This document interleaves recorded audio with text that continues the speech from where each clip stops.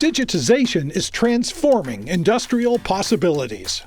Connecting your industrial devices to the data center and cloud opens the door to incredible opportunities.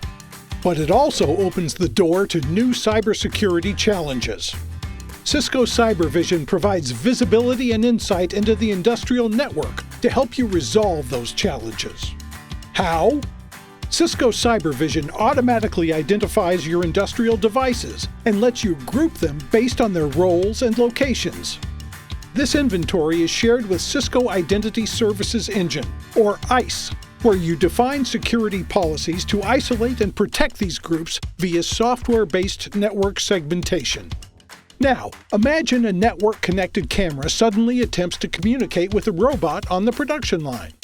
Communication is automatically blocked because ISE has already configured the network, isolating each group.